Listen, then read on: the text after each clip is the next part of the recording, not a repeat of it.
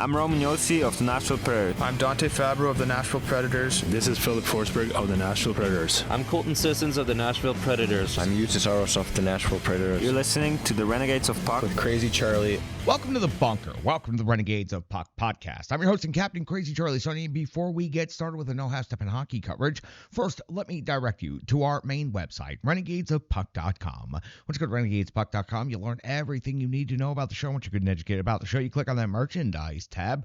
Perfect place to find that classic logo t-shirt as a Christmas gift or all the other gimmicks you've come to know and love and expect from the Renegades of Puck. Socks, throw pillows, wall art, bed sets makes no difference to us. After all, we've sold out so that you can buy in. Social media is of critical importance to this independent and unaffiliated hockey operation known as the Renegades of Puck. So here's how you can jump in the trenches and support the show. You can find us on X and Threads. You can find us on Facebook and Instagram. So we'd appreciate a like, a follow, a share, whatever it is. It doesn't cost you a thing. It doesn't take you but a second, but it sure goes a long way to helping us out here at the Renegades of Puck podcast. So thank you so much for the support there. You can also check out the show by going to YouTube and subscribing to our YouTube channel. Turn on those notifications and get all the latest content from the Renegades of Puck. That's over on our YouTube channel. Stick taps, love, and respect to all of our recent subscribers. We sure do appreciate that support as well. And speaking of support, there's one more way you can help us out, and that's financially. If you'd like to make a donation to the show, as you can see, we've spent the donations that were in the swear jar over there on the corner of the desk. You can scan that QR code, or you can just go to Venmo and search Renegades of Puck. Every single dollar goes 100% to assisting the Renegades of Puck in operations here and helping the host, well, frankly, stay alive. So we would appreciate if you can support us going into the year 2025, and we sure do thank you for that recent donation. It meant a lot. It's been able to help us upgrade a couple of pieces of equipment. So thank you guys so much. It really, truly means a lot to us here in the bunker. Now listen, I know it's time for the No Half Step in Hockey, so let me deliver the goods. It's time for operation number 936. That is right. It is time for show number 936, and at this moment in hockey history, the Nashville Predators currently find themselves in 7th place in the Central Division after 25 games. They have a record of 7-12-6. 20 points has the Predators 16 points shy of first place Minnesota. Update the latest Central Division standings here in just a moment, but the Predators' next game will take place in Toronto, so that's on the road. Their road record on the season is 2-6-4. More overtime losses than regulation wins on the road this season. 58 goals for on the season, 79 goals against. It's a goal differential of -21. Now, before we get into the Preds and the Leafs, let's talk about the Central Division and the latest standings. The Minnesota Wild have overtaken the Winnipeg Jets at the moment with 36 points now in 24 games played, while Winnipeg has 36 points in 25 games played. That's the first time we've seen a shift at the top of the Central Division in 20-plus games. The Dallas Stars are in third place with 30 points. Colorado Avalanche in fourth with 26. Then you'll find Utah at 24, St. Louis at 24, the Preds at 20, and the Chicago Blackhawks in 8th and last place in Central Division with 18 points on the season. The Predators, once they get back on the ice on Wednesday night in Toronto, well, they are back to action, and a lot more of it coming Thursday. They will be at Montreal, so another back-to-back coming up for the Preds, and Saturday in Ottawa. Back home for a one-night stand against the Calgary Flames on the 10th of December. Immediately back on the road on the 12th against Dallas, and on the 14th at Colorado. So an Eastern Conference road trip, one game at home, and then a Central Division road trip coming up for the Preds and the Leafs. It's the first time they've met this season. They'll do that one more time unless some magic happens where they meet in a Stanley Cup finalist. First of only 2 times these two teams will see each other this year. It will be March 22nd when the Predators host the Leafs here at Bridgestone Arena. For the Leafs, their overall season record, 14-7-2, very good. 30 points is second best in the Atlantic, pushing for first place overall. 10-3-0 on home ice is a very strong record. They've scored 70 goals for. They've given them 60 goals against. It's a goal differential of +10. In their most recent stretch of 5 completed games, and due to the Predators being on a bit of an extended break at this moment, the Leafs will play Monday versus Chicago, so I'm going to review their most recently 5 complete games. On the 16th of November, it was a 4-3 overtime win versus the Edmonton Oilers. On the 20th, it was a 3-0 win versus Vegas. On the 24th, a 3-2 win versus Utah, and then a couple of road games squeak in here. The first on the 27th, a 5-1 loss at Florida, and then a 5-3 win at Tampa Bay. So splitting the road trip down into Florida, coming back home to face off against the Chicago Blackhawks on Monday night before welcoming the Preds in on Wednesday. The NHL ranks between these two teams at this moment to preview this game. Goals for the Predators. They have sunk back to last in the league again at 32nd overall, 2.32 goals per game, while the Toronto Maple Leafs are averaging 3.04 goals per game. That's 15th best in the league, right there in the middle of the pack. Predators are giving up 3.16 goals against per game. That's 21st in the NHL, while the Toronto Maple Leafs, impressively, are only giving up 2.61 goals per game. That is third best overall in the NHL. Leafs have another top 10 statistical metric right here in the shots on goal category. 29.9 per game is 9th best in the league, while the Predators averaging 29.4 is 14th best in the league. Leafs also ahead in the shots against category, but both teams in the bottom third of the league. 29 shots against per game is 21st rated for Toronto. The Nashville Predators are giving up 30 per game. That is 25th overall in the NHL. When it comes to special teams, the power plays are in a very similar position right here with similar statistics. Preds at a 20.8% conversion rate is 16th best in the NHL. 16 conversions, 77 opportunities on the season. The Leafs are at a 20% conversion rate, 17th in the NHL, and they have converted 15 times on 75 opportunities. Told you, very similar stat lines right there on that power play. On the PK, the Predators are considerably ahead, as they are of all clubs currently. Best overall penalty kill in the league, and they have maintained that spot for quite a number of days this season. 89% is the kill rate. There's first in overall in the NHL, and they've given up just 9 power play goals against this season. The Toronto Maple Leafs, respectable penalty kill as well. 81.5% is their kill rate. That's 8th best in the league. They have given up 15 power play goals against. When it comes to the individual statistical leaders and scorers for each team, we like to single out the top 5 for each team, and then your potential goaltender matchup. But again, with the Preds having a couple of days off, making a trade, and the Leafs having a game in between when this show is recorded, I do not actually know what the goaltending matchup is, so I just want to go ahead and make sure you understand that. Marner leads the Leafs in scoring at this moment with 9 goals and 22 assists for 31 overall points. Nylander's at 15 goals and 10 assists for 25 points. Tavares 10-11 for 21. Nyes is at 9-5 for 14, and Riley's at 4 goals and 10 assists for 14 points. So the top 3 scorers for the Toronto Maple Leafs, well, now the top 2 scorers only would be the top scorers both for the Nashville Predators. Captain Roman Josi has taken over the scoring lead and is putting some separation there for the Nashville Predators at 7 goals, 15 assists for 22 overall points. Philip Forsberg has really gone into a pretty bad drought. There was a point in time where Philip Forsberg was into the teen games of the season, averaging a point per game, but now only 9 goals and 8 assists for 17 points. Doesn't seem all that impressive considering the drought that he's been in now in the last 10 games or so. O'Reilly's at 5-9 for 14. Stamkos at 7 goals and 6 assists for 13. Marchessault, so 4 goals and 8 assists for 12 total points. UC Saros' updated statistics are a record of 6-10-5, 2.62 goals against average, 9-11 save percentage, and 2 shutouts. So again, the record is no good, but the rest of the numbers are pretty reasonable. 2.62 and a 9.11 save percentage for a team that's in 7th place and performing so poorly as the Predators are offensively. UC Saros is actually keeping them in a lot of these games. Stolars, after the most recent stretch of action, 7-4-2, 2.33 goals against average, and 9.21 save percentage, 1 shutout on the season. That got you all set up for the Nashville Predators going into Toronto to take on the Maple Leafs. Snowy weather back here in Nashville as the Predators exit Nashville and head on up to Toronto to begin this road trip again. Back-to-back, Toronto, then Montreal Saturday, and Ottawa, then the Preds back home on the 10th. We have the Rebirth Sports full game recap. We got to go back to Minnesota on a Saturday night and find out what happened between the Predators and the Wild. It's coming up next right here on the Renegades of Puck podcast.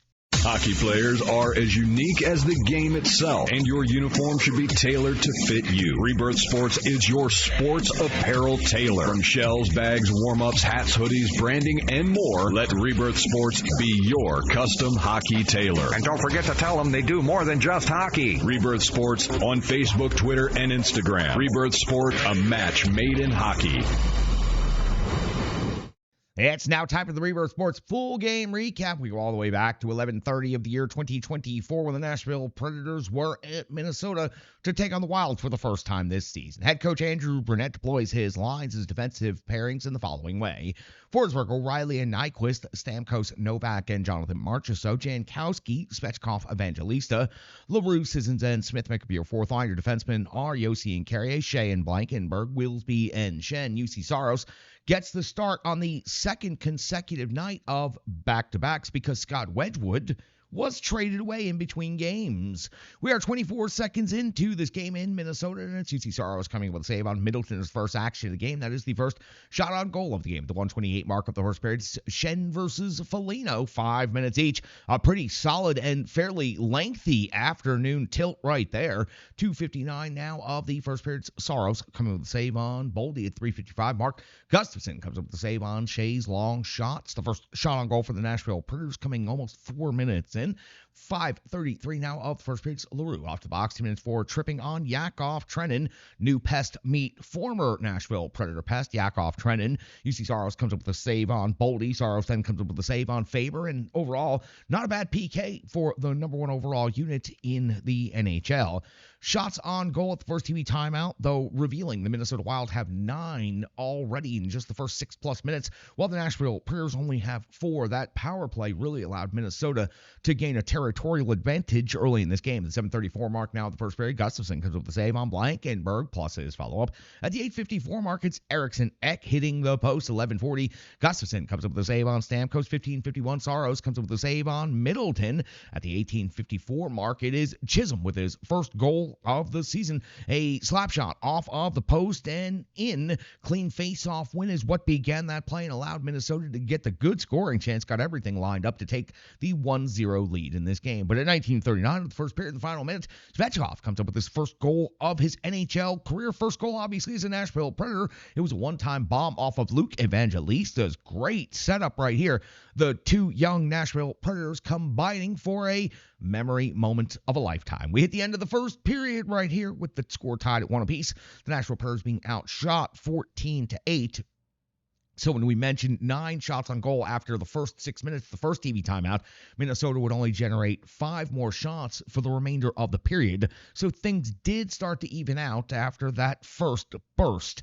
Now into the second period. We are 16 seconds in. It's Gustafson coming with a save on Gus and Nyquist. 1:41. It's Yakov Trenin off the box. 2 minutes for tripping on his former teammate, UC Saros. Bet that was an interesting commentary there.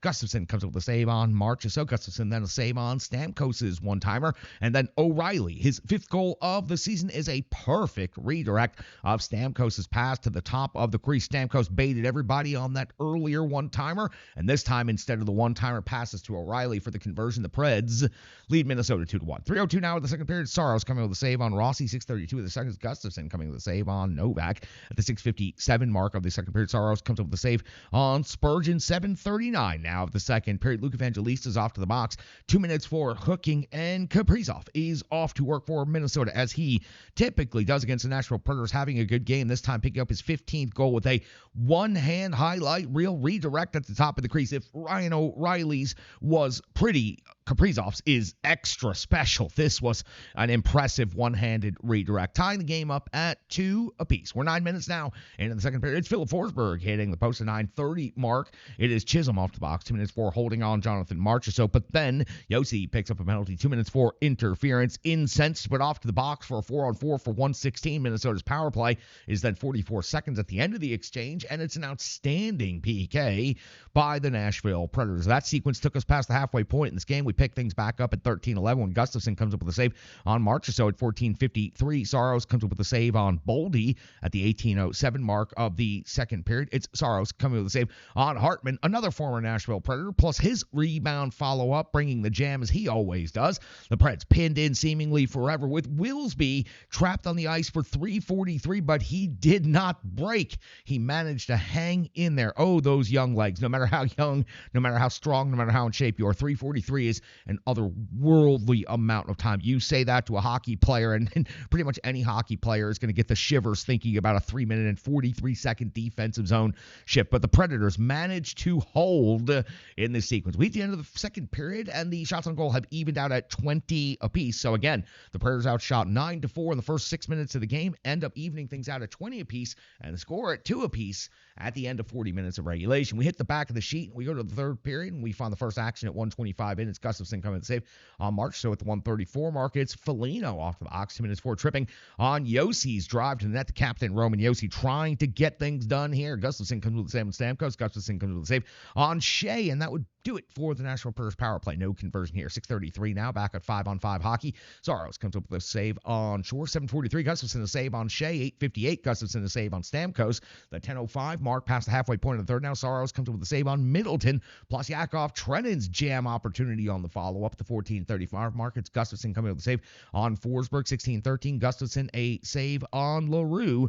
At the 17:51 mark, Gustafsson a save on Jankowski. And one more at 19:11, Gustafsson comes with a save on O'Reilly. The Predators giving a push in the final 5 to try to come away with the extra point. We head to overtime, tied at 2 apiece for the third consecutive game. The Nashville Predators do outshoot Minnesota for regulation 27-26. So the Preds outshoot Minnesota in the third period 7-6. We hit the overtime. Preds fail on a 2-on-1 led by Forsberg. It goes back the other way, and in 58 seconds of the overtime session, it's Spurgeon with his third. He finishes the successful 2-on-1 for Minnesota, winning the game for the Wild 3-2 for the third consecutive game. The Nashville Predators fall 3-2 in overtime, earning a point, yes, but that's not going to get you anywhere in the standings when you're starting off at the bottom of the Central Division 25 games into the year. So Minnesota outshoots Nashville 28-27, credited with the only 2 shots on goal in the overtime session. The Predators had the 2-on-1, but lack of killer instinct, lack of ability to finish, lack of whatever it is with the Predators right now, there's no player on the team I think that you would want to have the puck more than Philip Forsberg on a 2-on-1 in an overtime 3-on-3 scenario. And it was a long 2-on-1, plenty of time to think about it, and Forsberg just missed the net. That hard rebound off of the glass goes back the other way. Spurgeon puts the net, Minnesota win, and for the third game in a row, the Predators find a way to lose 3-2 in overtime. It's highly improbable. It's beyond kooky, and it's beyond wacky at this point. And if it wasn't so damn frustrating, it would be somewhat funny to find yourself in such a bizarre circumstance. But when your record is 7-12-6 overall, and you have 6 overtime losses, losing 3 games in a row in overtime is, well, it's not real funny, is it? That's going to do it for the Rebirth Sports full game recap. We've got full analysis, box score, and more coming up from a freezing cold bunker next, right here on the Renegades of Puck podcast. Hello, hello, hello. I'm Tracy, owner-operator of Strong Style Fitness. And that's me and my training assistant, Rizzo. And we are here to bring you fitness that meets you where you are by offering circuit classes, bar-inspired classes, Tabata workouts, boot camps, guided stretching, and more, all taught by a certified personal trainer, me. To learn more, go to our website, strongstylefit.com. Subscribe on YouTube at Strong Style Fitness. Follow on social media at Strong Style Fit. But most importantly, let's get you moving. It doesn't matter if it's your first workout or you've been doing it for years. Strong Style Fitness has the workout that meets you on your journey and helps you along the path to a happier, healthier life. I understand where you've been, what you were going through, and where you were going, and I want to take you there. We'll see you on the mat. Mwah. Welcome back in. That was the Rebirth Sports full game recap. This is the analysis portion of things. Let's get into it. UC Saros back-to-back starts tough. It's almost like John Hines isn't coaching the Minnesota Wild, but is still coaching the Nashville Predators. It was John Hines who famously deployed UC Saros multiple times in back-to-back scenarios. Now Andrew Brunette has been forced to do that due to the Predators trading Scott Wedgwood after the game on Friday, and of course before the game on Saturday. So UC Saros thrown into the fire yet again, having to go back-to-back for the 32nd rated offense in the NHL. He went 25 out of 28 in this game, gave up 3 goals against, and he gave his team a chance to win. He got them to overtime. The Predators could not get the job done. So again, UC Saros, 2 games in 24 hours. Thought he played very well in both of those games. He gave his team a chance to win in both of them, and the Nashville Predators unable to get the job done in front of him. This is a positive and always a joy to talk about. Svechkov getting his first NHL goal. First goal for the Nashville Predators, obviously. He also had 2 shots on goal and 2 block shots, 9:57 in total time on ice. And that goal, that's a special one. One-time bomb. You know, somebody got a great photograph of that release. He beats the netminder clean. Luke Evangelista doing the hard work to set that play up for his line mate. It was really great to see. Always great to see. We got to see LaRue score his first NHL goal not long ago. Now we get to see Svechkov score his first NHL goal for the Predators this season. O'Reilly also picks up a goal. This is important. Why? Because it's 2 games in a row after O'Reilly went a long time without scoring a goal. Now, O'Reilly on the season, only 5 goals. That's not very impressive, but 2 goals in the last 2 games. Hopefully this is the beginning of some good things, and that goal was highly impressive. Chris Mason did a great job on the broadcast highlighting how this worked a number of times, how Stamkos took the one-time shot, the first opportunity, and the second opportunity, faked the one-time shot, and then shot pass to O'Reilly for the deflection at the top of the blue paint, and the deflection itself was just a masterpiece. Truly, truly remarkable. Would have been the best deflection of the game if it wasn't for Minnesota and Kaprizov going right back down the ice the other way, and Kaprizov doing basically the same thing but one-handed in that situation. But O'Reilly back on the board again, second game in a row, and that's got to be noted, and hopefully that's the beginning of something good, because O'Reilly, too damn important to be struggling on offense this long. Captain Romanioski with 2 assists, another multi-point game. He's at 22 points on the season now. He's red hot, 24-36 in total time on ice on the second night of back-to-backs, another 2-point game, and the Captain Romanioski is doing whatever he can out there to try to help his team win, but he cannot do it alone. Had the only 2 goals in the game the other night. Now had 2 assists in this game on the 2 goals in this game for the Predators. So the Captain Romanioski continues working hard. Steven Stamkos, we kind of talked about that already, but he did have the assist, and so let's move on from that since we've already talked about it a couple times. Evangelista, love the way he plays out there. The assist on Svechkov's first NHL goal, continues working hard. The question marks, I wrote, there's a whole string of question marks. I understand the emphasis and the effect I'm trying to get here. Was it 9? I wrote so many question marks I can't quite read the time. I said 9-10 in total time on ice for Luke Evangelista. You know what? Luke Evangelista continues to be one of the more noticeable players out there on the rink, and perhaps it's time for Luke Evangelista to get some of the ice time over some of the veteran players who aren't producing and who aren't noticeable out there on the rink. But I was kind of disappointed to see Luke Evangelista under 10 minutes of total time played, picked up an assist still, and it was a great one at that. That's going to do it for the analysis portion of things. We got to hear from our good friend Stripe Digital Solutions. We're going to buzz through the box score, and then we'll close operation number 936 out. We'll do that next right here on the Renegades of Puck podcast. The digital environment can be quite intimidating, time-consuming, and cumbersome, especially with all those other areas that need attention at your business, and that's why Stripe Digital Solutions is here to help. I know, because that's exactly what Stripe Digital Solutions did for me and the Renegades of Puck.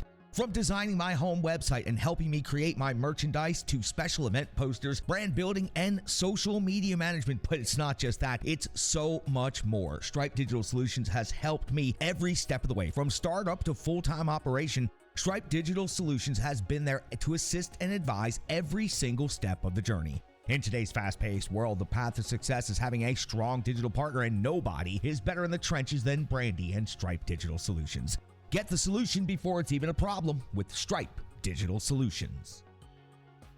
Welcome back in. Goal scorers for the Nashville Predators, Ryan O'Reilly and Fedor Svechkov. That's nice and easy there. Romanioski led the way with 2 assists. Steven Stamkos also adds an assist. Luke Evangelista with 1 assist in the shots on goal category. 4 for Nick Blankenberg, helping pace the way for the Nashville Predators. Steven Stamkos also with 4. Ryan O'Reilly with 3. Jonathan Marchessault with 3. And Brady Shea also with 3. When it comes to block shots, the Nashville Predators very limited in this game. Only 8 total block shots, so 2 for Colton Sissons, 2 for Svechkov, and only 4 for the remainder of the entire roster. The physical component of things a little bit differently. 30 total hits in this game by the Nashville Predators, a nice high number. Luke Schenn leads the way with 6 without Luzon in the lineup. Schenn taking over a lot of the more physical elements of the game. Also 4 hits by Forsberg, 4 by LaRue, 3 by Sissons, 3 by Cole Smith. Your time on ice leaders: 20:05 for Marchessault on the second night of back-to-backs. Also 19:59 for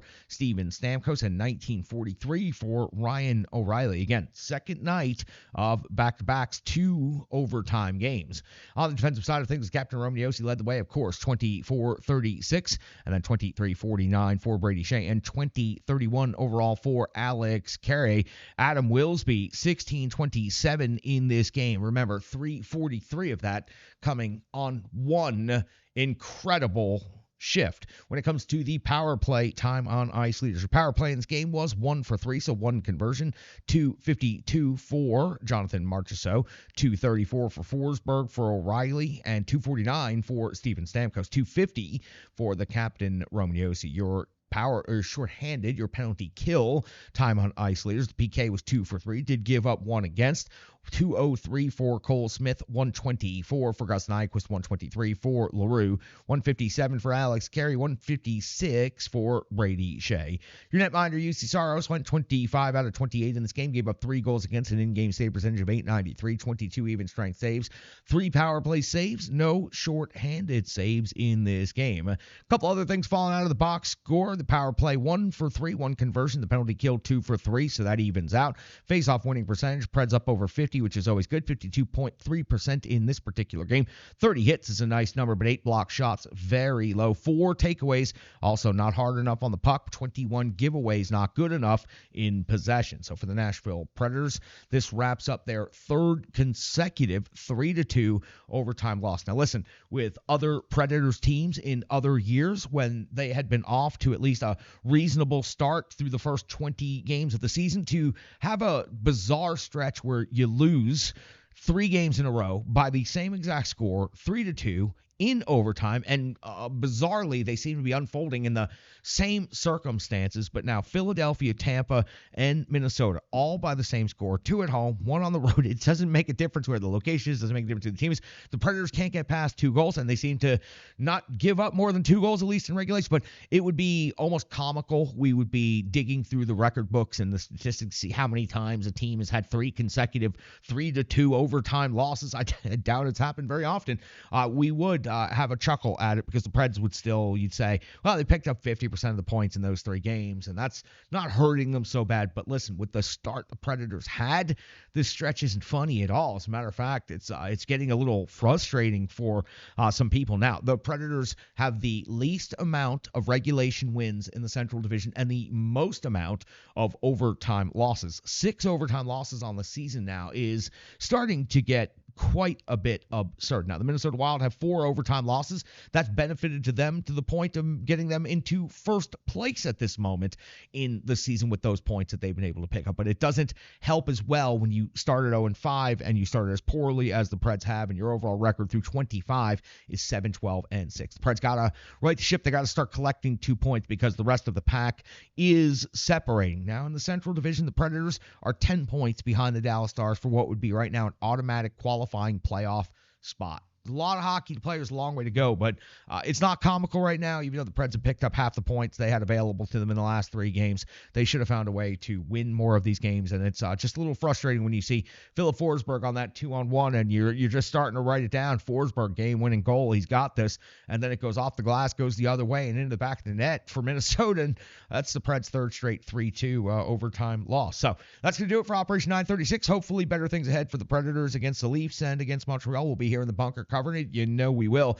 Careful out there. There's some snow in the area. It's wonderful to see the first flakes of the season here in the Middle Tennessee area. Looks good. Hopefully it's not creating too much havoc for your driving or for your workday out there. That's the Renegades of Puck podcast for today, operation number 936. You know what I like to say at this point in time? It's fun to say this. I appreciate your viewership. I appreciate your time, and most importantly, I appreciate each and every one of you out there. Stick, taps, love, and respect. I'm your hosting captain, Crazy Charlie Saunier.